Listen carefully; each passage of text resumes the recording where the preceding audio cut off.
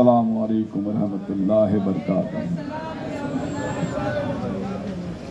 मंच पर उपस्थित मेरे मित्र सम्माननीय पत्रकार विजेंद्र तिवारी जी, सम्माननीय पंकज ओझा जी, मेरे साथ बैठे हुए मेरे भाई नसीम भाई, जुनेता जी, शकील भाई, मंच पे उपस्थित मौजूद यहाँ पे आसिफ अंसारी, जमाल भाई, नासिर भाई, हरी पटेल, एजाज, किरण आचरेकर जी, यहाँ पे मौजूद सभी भाइयों और बहनों और दोस्तों साथियों, आज यहाँ पर इत्तेफाकन चुनावों की जो प्रचार सभा है, एक मीटिंग लगाने का मौका मिला। वरना पिछले 4 तारीख से एक हम देख रहे हैं, मीटिंग तो होती नहीं है लेकिन हर नुक्कड़ पे परमिशन डाल के रख दिया जाता है। 5 तारीख को परमिशन डाल दिया है, 17 तारीख का। मतलब हम जमहूरियत में जीते हैं, हम लोकतंत्र में जीते हैं, हम डेमोक्रेसी में जीते हैं। हम ये कहते हैं कि election commission of India, state election commission जो है इम्पार्शियल तौर पे चुनाव करवाना चाहती है और चुनाव में हर उम्मीदवार को अपनी बात रखने का अधिकार देती है। लेकिन यहाँ पे इस विधानसभा में हालात ऐसे हैं कि जहाँ पे भी मतलब चुनावी सभा लेनी है, सवाल महमूद देशमुख का नहीं है। जितने भी उम्मीदवार हैं यहाँ पे, चंद 1-2 लोगों को छोड़कर, जो धन्ना सेठ की औलाद है, सब जगह पे ब्लॉक कर दिया जाता है। भाई परमिशन डाल दिया है, यहाँ पे हमारा परमिशन है, दूसरे को परमिशन ही नहीं मिलना चाहिए। आवाज दबाने की कोशिश की जाती है। लेकिन एक बात कहता हूं मैं, ये महमूद देशमुख की आवाज है, हर घर में गूंजती है, हर गली में गूंजती है, हर मोहल्ले में गूंजती है और पिछले 35 साल से गूंजती आई है। आप उस आवाज को रोक नहीं सकते। ये आवाम की आवाज है, ये मां बहनों की आवाज है, ये नौजवानों की आवाज है और ये एक सेक्युलरिज्म की आवाज है, ये गांधीवादी की आवाज है। महमूद देशमुख किसी पहचान का मोहताज नहीं है। महमूद देशमुख किसी पहचान का मोहताज नहीं है। महमूद देशमुख इसी बहरामबाड़े के अंदर कई बार आ चुका है, कई बार यहां से मीटिंग कर चुका है। इसी बांद्रा में, खेरवाड़ी में रहने वाला, इसी निर्मल नगर के हद में रहने वाला है। मैं कोई पैराशूट से बाहर से नहीं आया, यहाँ राज करने के लिए मैं नहीं आया। मैं राज तो दिलों के, यहाँ के आवाम के दिलों पे मैंने राज किया है। मेरा खुला चैलेंज है उन उम्मीदवारों को जो ठेकेदार बनते हैं कौम के। मेरा खुला चैलेंज है, आपने अपने जिंदगी में क्या किया वो बताइए, सामने बैठिए, या मैंने अपने जिंदगी में क्या किया ये मैं बताता हूं। आप नेता बनना चाहते हो, बनिए।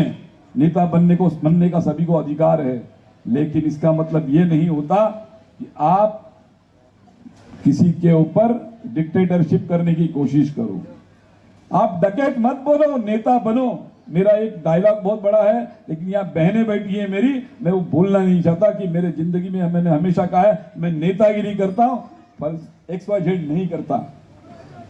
तो ये मेरी जिंदगी का उसूल रहा है और मेरी जिंदगी पूरी, मैं बड़े होशो हवास में कहता हूं, पूरी जिंदगी ओझा साहब मैंने ईमानदारी से गुजारी है, ईमानदारी से गुजारी है। मेरा चैलेंज है इन नेताओं को जो मेरे सामने चुनाव लड़ते हैं, ये आके सामने बैठ के बात करें, इन्होंने अपनी जिंदगी में ईमानदारी दी है या बेईमानी इन्होंने कितनी की है, ये मैं आपको इसके एग्जाम्पल दूंगा। मैं इसके एग्जाम्पल दूंगा, इन्होंने कितने अय्यारी, मक्कारी और बेईमानी की है। इसी बांद्रा विधानसभा के ठेकेदार बनते हैं। जैसे अभी मतलब तिवारी साहब ने कहा, अदानी की बात, तिवारी साहब आप कहते हैं भारत नगर जाइएगा, भारत नगर को उजाड़ने का काम अगर किसी ने किया होगा, इसी विधायक के बाप बेटों ने किया था। वो 33-5 की लड़ाई महमूद देशमुख लड़ते आया है। भारत नगर के लोग वहां पे रहते हैं, आप भी पूछ सकते हैं, आज भी पूछ सकते हैं। परसों के दिन मेरी पदयात्रा थी, 3 बजे तक का परमिशन डाला था, उसको शॉर्टकट करके 1 बजे तक किया जाता है। बोले नहीं, ऐसा नहीं हो सकता है। इतना डर, इतना खौफ। भाई अगर आप ईमानदार हो, मैं इतना समझता हूं, ईमानदार आदमी की पहचान एक ही है, वो बेखौफ होता है।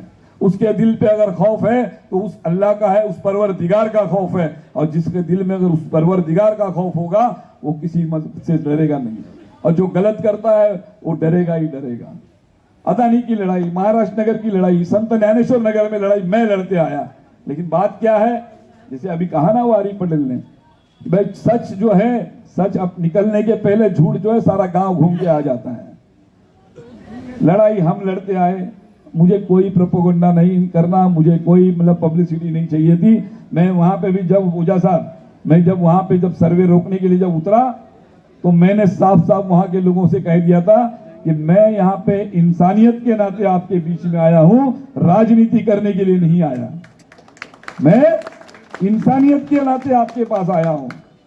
यहाँ पे एजाज बैठा है, उबैद जो वहां पे ट्रांजिट कैंप में रहने वाला बंदा, बराबर है भारत नगर में, उस उबैद ने खुद इस चीज को माना कि रात के 11:30 बजे महमूद भाई हमारे बीच आए, हम लोगों के आंख में आंसू के आने का बात था।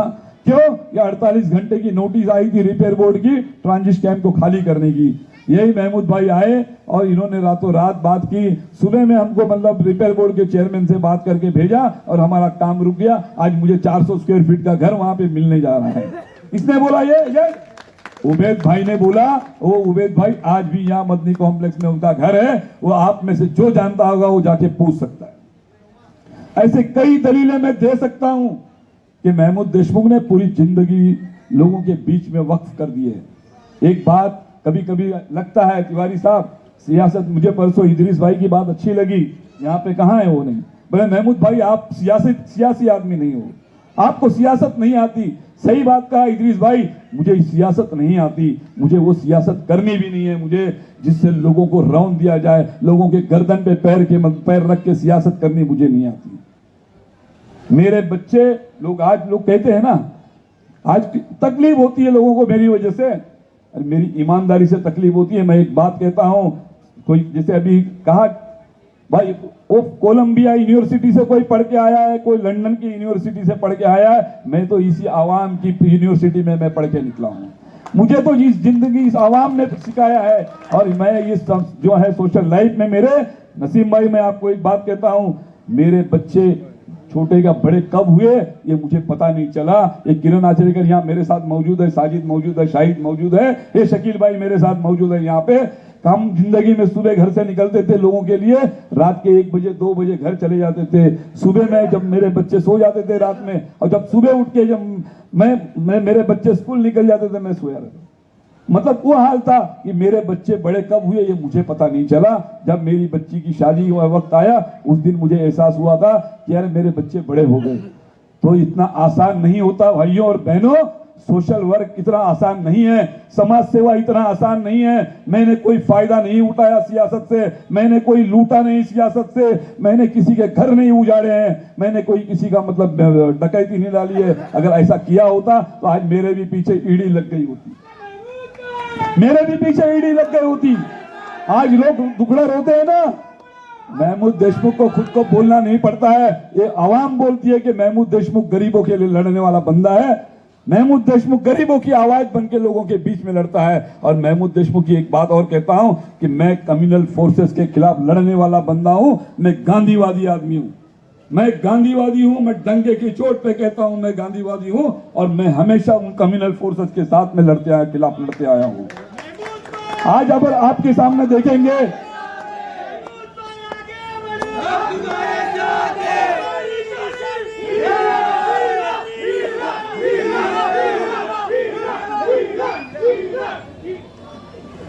भाइयों दोस्तों, ये जोश है ना, ये जोश अच्छा भी है और बुरा भी है, क्योंकि ये जोश ही इंसान को बहका देता है और इसी जोश का लोग नाजायज फायदा उठा लेते हैं। तो संभल के चलिए, अपने जोश को संभाल के रखिए, अपने मुस्तकबिल के बारे में सोचिए, जोश में होश मत खोइए, क्योंकि सामने जो जंग है, कुछ लोगों ने मुझसे पूछा तिवारी साहब, ऊजा साहब, कि महमूद भाई आप आजाद उम्मीदवार बोल के क्यों लड़ना चाहते हो, ऐसी क्या बात हुई। यह हकीकत है कि मैंने इस यहाँ पे सुनील दत्त साहब के साथ में काम किया, प्रिया दत्त जी के साथ में किया, चांदुरकर साहब यहाँ पे एमएलए थे, उनके साथ में काम किया।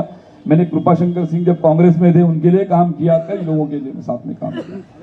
मैं किसी नेता से जुड़ा नहीं था, मैं एक विचारधारा से जुड़ा था, आइडियोलॉजी से जुड़ा हुआ था नसीम भाई,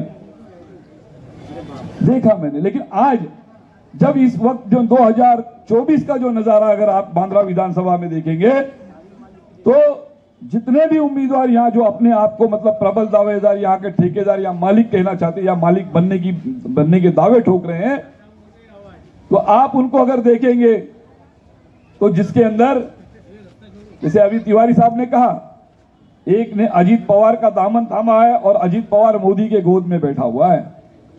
आखिर में वो कौन सी विचारधारा को फॉलो कर रहे हैं?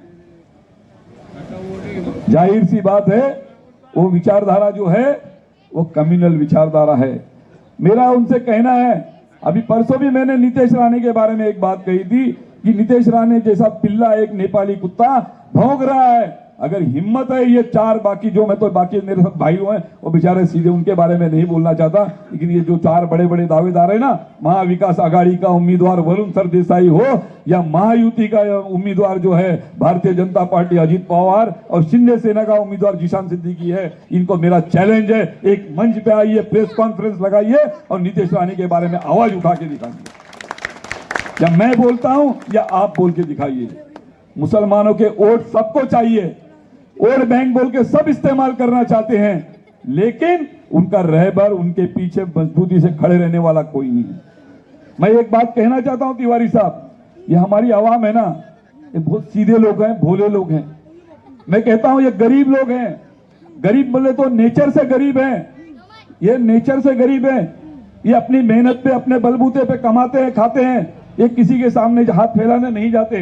ये न सरकारी नौकरी मांगते हैं, न कोई मतलब कुछ सब्सिडी मांगते हैं, कोई चीज नहीं मांगते, न रिजर्वेशन मांगते, न रिजर्वेशन दिया भी नहीं जाता हमको। हम हमारे लोग टायर पंचर भी बनाते हैं, रास्ते पे मैकेनिक का काम भी करते हैं, अपने बलबूते पे फेरी का भी काम करते हैं।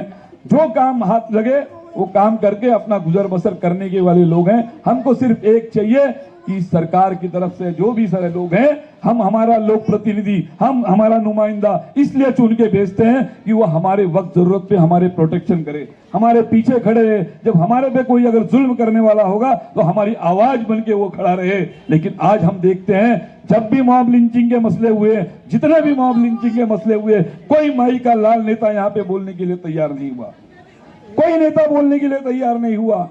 वो भले ही वो हमारे माइनॉरिटी का नेता बन के भी गया होगा विधानसभा में, लेकिन वो भी आवाज उठाने के लिए डरता है।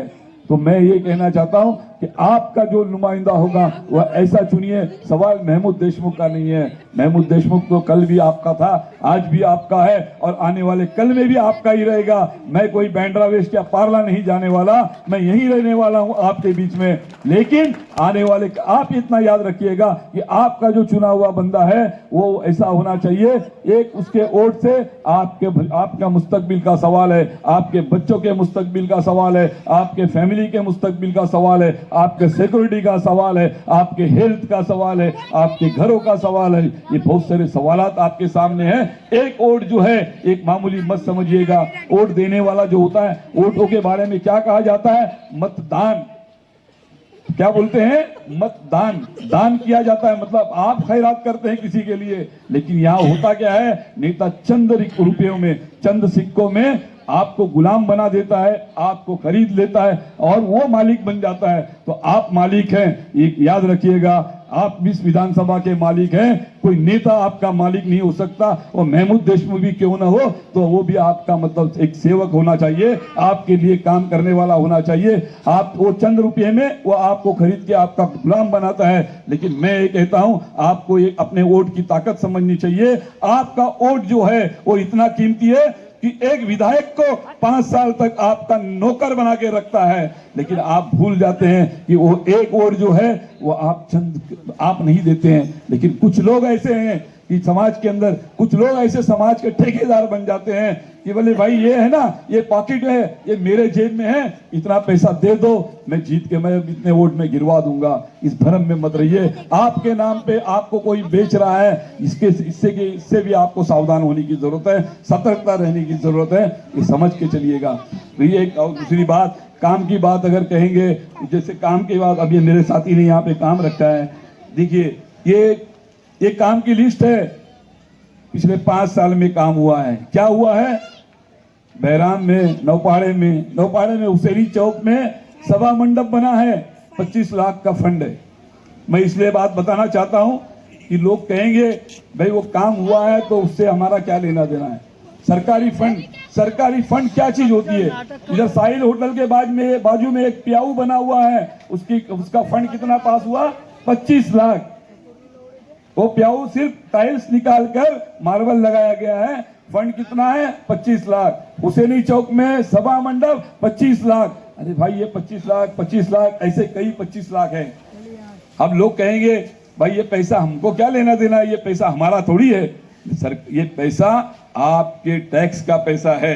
आपके बच्चों के घर में जो दूध आता है ना, वो दूध के थैली के ऊपर जो 1 रुपया टैक्स जाता है, 4 आना 10 आना 10 पैसा, वो टैक्स, वो दूध का पैसा है, वो चावल का पैसा है, वो दाल का पैसा है, वो आटे के ऊपर जो टैक्स लगा हुआ वो पैसा है, वो चाय के पत्ती पे का टैक्स का पैसा है। आपके स्कूल में जो बच्चे स्कूल जाते हैं उसके लिए जो आप बैग खरीदते हैं, जो यूनिफॉर्म खरीदते हैं, जो उसके लिए पेंसिल खरीदते हैं, पेन खरीदते हैं, वो टैक्स इनडायरेक्टली वो टैक्स का पैसा है जो सरकार के तिजोरी में जमा होता है। और वो सरकार की तिजोरी में पैसा हुआ जमा हुआ है, उससे जो डेवलपमेंट का काम होना चाहिए, आपके भलाई का जो काम होना चाहिए, वो नेता क्या करता है? लूटता है। इसको बोलते हैं सफेद पोश डकैत।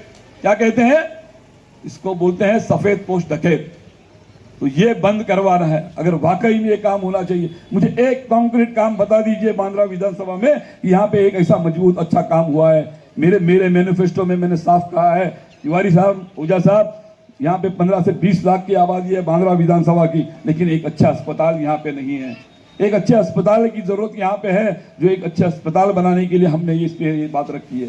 दूसरी बात, यहाँ पे एक मैटरनिटी होम खेरवाड़ी में है, वहाँ पे भी उसके भी हालात बद से बदतर हैं। तो उसके बारे में हम सोच रहे हैं कि वहाँ पे एक अच्छा काम होना चाहिए। बांद्रा विधानसभा में जैसे अभी एजाज ने कहा था थोड़ी देर पहले कि सबसे बड़ा मसला जो है, मैं मेरे हर इंटरव्यू में मैं कहता हूँ, आवाज उठाता हूँ, सबसे बड़ा मसला जो है यहाँ डेवलपमेंट का मसला है। 70% आबादी जो है वो झोपड़पट्टी में रहती है और आने वाला नेता ये चाहता है ये आबादी हमेशा ही झोपड़पट्टी में बनी रहे, ताकि वोट बैंक, अगर आप देखते होंगे इलेक्शन के दिन बिल्डिंगों में से लोग कम निकलते हैं, या अक्सर बिल्डिंग के लोग पिकनिक मनाने के लिए निकल जाते हैं, लेकिन झोपड़पट्टी में रहने वाला बंदा वो बेचारा ये सोचता है अरे कल मेरे पानी का मसला है, कल मेरे लाइट का मसला है, मेरे गटर का मसला है, मेरे नाली का मसला है, अरे मुझे तो नेता के पीछे जाना पड़ेगा, मुझे तो वोट देना ही पड़ेगा।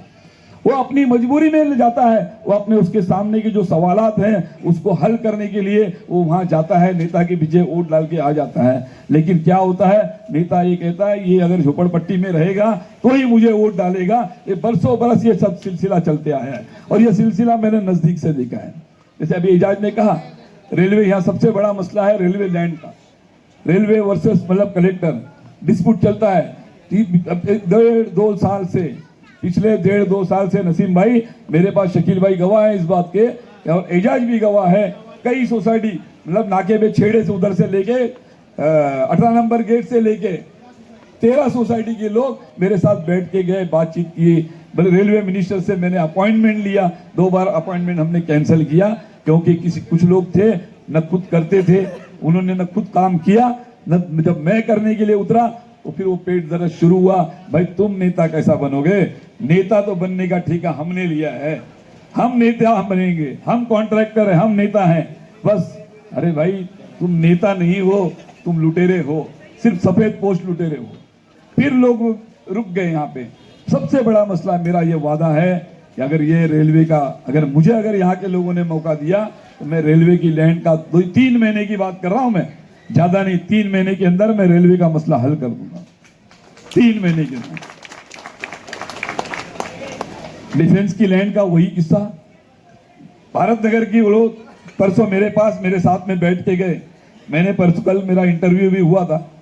33(5) की बात जो है वहां पे, देखिए सर, इच्छा शक्ति होनी चाहिए, हमारी नीयत होनी चाहिए काम करने की, लोगों का भला करने की। वहां पे खेला गया, पिछले 5 साल से खेला जा रहा है। परसों आदित्य ठाकरे आके कहता है हम सत्ता में आएंगे, हम सत्ता में आएंगे तो हम 33(5) के तहत आपका डेवलपमेंट करेंगे। मैं आदित्य ठाकरे को याद दिलाना चाहता हूं, आदित्य ठाकरे यहाँ का पालक मंत्री था, उद्धव ठाकरे मुख्यमंत्री, हाउसिंग मिनिस्टर मतलब जितेंद्र आवाज, और इनके ही दौर में भारत नगर जो है वो अदानी के गले में डाला गया। किसने लिया? अदानी के गले में डाला गया। और आज बेवकूफ बनाने के लिए मतलब आदित्य ठाकरे कहता है कि हम सत्ता में आएंगे तो हम आपका मसला हल कर देंगे।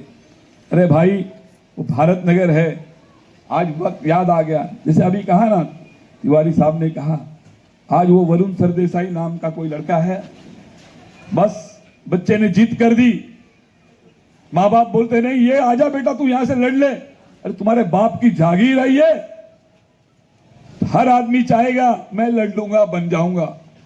मैं कहता हूं ना वरुण सरदेसाई को, पहले समझ तो ले कि यहाँ के हालात क्या है, यहाँ के लोगों के मसले मसाइल क्या है, सवालात क्या है, यहाँ बच्चों की परेशानी क्या है, बहनों की परेशानी क्या है। लोग भूल गए होंगे, लेकिन मैं तो मुझे अच्छा याद है। ये मातोश्री और नाम कौन है? बाल ठाकरे के खानदान के लोग। मैं बंद अल्फाजों में ही कहूंगा, क्योंकि क्या है, अब चले गए। उनके कारनामे भूले नहीं है। मैंने 92 नजदीक से देखा है। उसी भारत नगर में 7 लाशें गिरी थी, और आज दुख होता है कि वही भारत नगर के चंद लोग ऐसे चंद पैसों के टुकड़ों में बिक के वो मशाल हाथ में लेके चल रहे हैं। क्या कर रहे हैं? वो मशाल हाथ में लेके चल रहे हैं। तिवारी साहब, आपने कहा, सही कहा, और मैंने इसीलिए कहा कि वो महाविकास आघाड़ी का भले ही चोला पहना है, लेकिन वो भी एक भारतीय जनता पार्टी का ही हिस्सा है। 25 साल 30 साल उन्होंने भी मतलब साथ में गुजारे हैं। वो से कैसे सोच सकते हो कि वो मतलब उनकी रगों में मतलब खून अलग हो सकता है, या उनकी सोच कैसे बदल सकती है? नहीं बदल सकती है। सिर्फ उनको हुकूमत करनी है, इसके लिए वो भी आना चाहते हैं कि भाई नहीं, यहाँ पे मुझे अभी अब तो हम तो भाई नहीं, हम सेक्युलर हैं। मैं कहता हूं, अगर वरुण सरदेसाई सेक्युलर है, अगर वो आदित्य ठाकरे सेक्युलर है, उद्धव ठाकरे सेक्युलर है, तो क्यों नहीं आवाज निकलती? भाई नीतीश राणा ने खुलेआम बोलता है कि मस्जिदों में घर के मुसलमानों को मारा जाएगा। आके बोले ना, एक मंच के ऊपर खड़े रहेगी हमारे साथ में। हम बोलते हैं तुम भी आके बोलो। अब वो बोलता है कि मैं हाउस में बोलूंगा। मतलब पहले आप मुझे भेज दो, फिर मैं बोलूंगा नहीं बोलूंगा, या साथ में बैठ के क्या खाऊंगा, वो अलग बात है। तो मेरा ये कहना है कि मेरे सामने मैंने जब देखा बांद्रा विधानसभा के अंदर, यहाँ पे जो उम्मीदवार उतरे हैं, वो फिर वो शिंदे सेना का अपक्ष उम्मीदवार हो, तृप्ति सावंत हो, जो मनसे से हो, मनसे के बारे में तो अब क्या बोलना, वो भी घूम रही है तृप्ति सावंत यहाँ पे मोहल्ले में, ये भाई, और कुछ लोग हमारे लोग वहां पे वो भी घूम रहे हैं, है ना। वही राज ठाकरे कहता है कि भोंगे उतार दो, भोंगे उतर जाएंगे। वो नेपाली पिल्ला बोलता है नीतीश, बोले वो 23 तारीख के बाद उतार देंगे। अरे तेरी माँ ने दूध पिलाया बेटा, तो तू आ जा इधर, देख लेंगे। अब तो कुछ लिमिट है, उसके बाद देख लेंगे। मैं परवाह नहीं करता। सुनिए, मैं चुनाव की परवाह नहीं करता, रिजल्ट क्या आएगा मैं नहीं जानता। अगर आप साथ देंगे तो भी मैं लड़ता रहूंगा।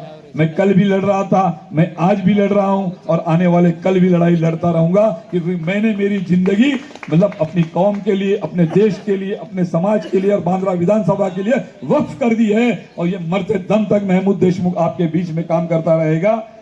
ये मेरा वादा रहेगा आप लोगों से। ये गुजारिश है, अगर आप साथ देते हो तो मैं आगे बढ़ूंगा। एक किस्सा छोटा सा है जो आपने भी देखा होगा। ऊजा साहब की हमारी पहचान इसी मतलब बहराम सुधार समिति के जरिए हुई, है ना। और उस रास्ते में, उस काम में कितनी रुकावटें आई, ये आप भी अच्छी तरीके से जानते हैं। रुकावट डालने वाले कौन थे, ये भी आप अच्छी तरीके से जानते हैं। आज हम लोग इसमें कामयाब हुए हैं, ये ऊजा साहब बताएंगे। बराबर है ऊजा साहब, हम कामयाब हुए ना कि नहीं हुए? कामयाब हुए। यहाँ का भी मसला था, जो पिछले 24 साल 25 साल से लोग परेशान हाल में थे, जो अभी आपने कहा तिवारी साहब, मैं भी जब यहाँ पे घूमा तो मैंने जब देखा था, यही यहाँ पे आसिफ और ये लोग बैठे होंगे यहाँ पे, है ना, ये कमेटी के मतलब सदर हैं, इनकी पूरी कमेटी, इनकी पूरी टीम जो थी, उन्होंने जब इनके साथ जब हमने यहाँ पे दौरा किया था तो देखा किस हाल में लोग रहते हैं। 24 साल 25 साल से जो काम नहीं होने जा रहा था, इन लोगों की मेहनत से हमारे और मेरे साथ से हमने साथ दिया और आज यहाँ पे कामयाबी मिली है इसके अंदर। ये यहाँ पे भी बहुत जल्द मैं आपको खुशखबरी आप बहनों को सुनाना चाहूंगा कि ये आने वाले इस चुनाव के बाद में बहुत जल्दी यहाँ पे मतलब ओझा साहब और हम लोग साथ में मिलके एक काम को आगे बढ़ाने वाले हैं, समझे कि नहीं। ये काम को आगे बढ़ाएंगे और बहुत जल्द लोग यहाँ के लोग जो हैं वो बिल्डिंगों में अपने चले जाएंगे, ये वादा रहा अपना। कई लोगों ने रुकावट डालने की कोशिश की और आज भी वो रुकावट जारी है। कभी अजीत पवार का फोन जाता है सीईओ को, ओझा साहब सही है ना, कभी अजीत पवार फोन करता है सीईओ को कि भाई ये यहाँ पे बिल्डिंग नहीं है, प्रोजेक्ट कैंसिल करो। कभी प्रसाद लाड़ फोन करता है कि कैंसिल करो। आप समझ सकते हैं कि ये सब कार्रवाई को, कभी आशीष शेलार कहता है कि ये कैंसिल हो रहा हूं। यही चल रहा था ना सर, यही खेल रहे थे हम लोग कि भाई ये ठीक है। ओझा साहब बोले ये इनका बहुत बड़ा मतलब इनकी बहुत बड़ी कुर्बानी है आप लोगों के लिए, इन्होंने बहुत बड़ा काम किया है आप लोगों के बीच में। और हमने जब हम दोनों मिले, हमने हमारा साथ मिला।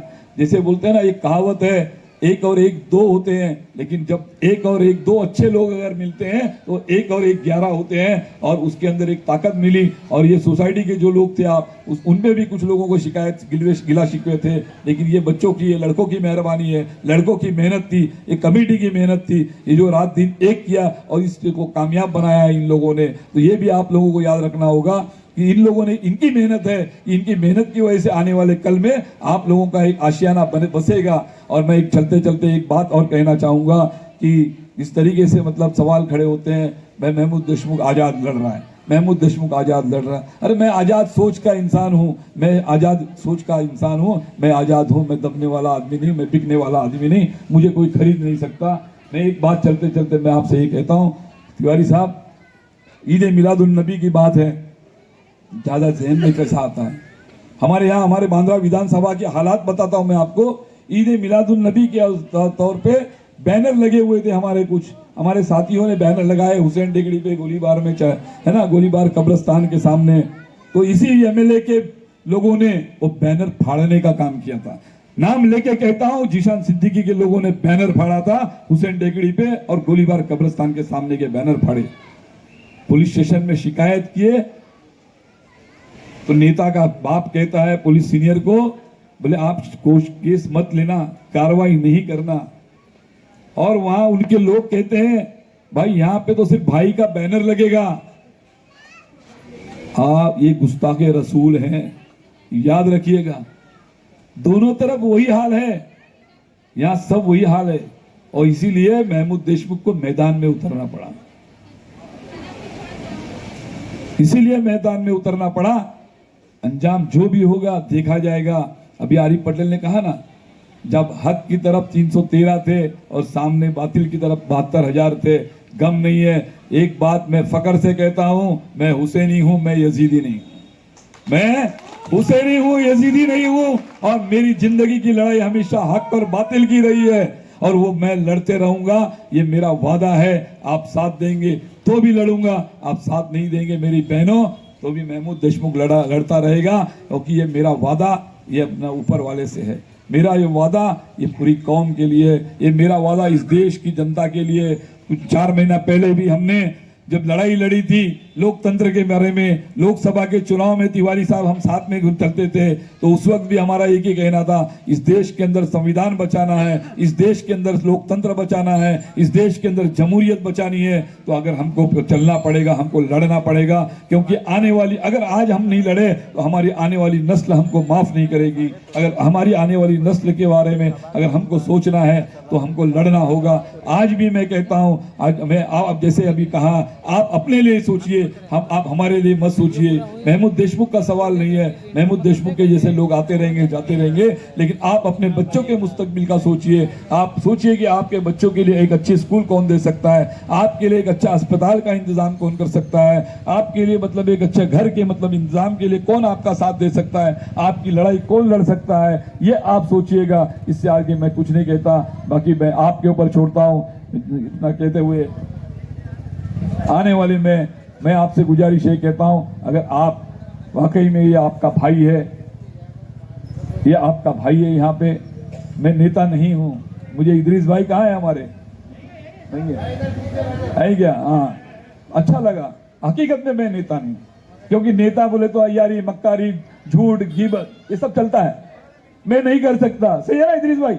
मैं नहीं कर सकता। मुझे तो खुशी ये होती है, खिदमत खल्क में मुझे खुशी होती है वो। और मैं यही जानता हूं, मेरा अल्लाह अगर मेरे हाथ से और रब अगर मेरे हाथ से अगर कोई काम कर लेना चाहेगा तो जरूर मुझे कामयाब बनाएगा। अगर एक काम लेना चाहता है, नेक काम अगर अल्लाह मेरे से हाथ लेना चाहेगा तो मुझे कामयाब बनाएगा।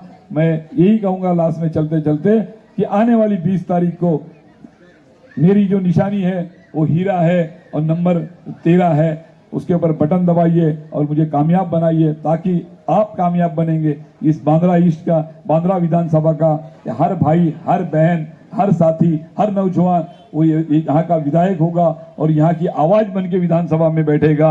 मैं ये मेरा वादा है कि एक भी अगर किसी के बारे में अगर आवाज कम पड़ी, वो महमूद देशमुख आवाज रहेगा हर जगह पे। आपकी आवाज बन के गूंजेगा, इतना मैं वादा करता हूँ और मैं आपसे इजाजत लेता हूँ। अल्लाह हाफिज।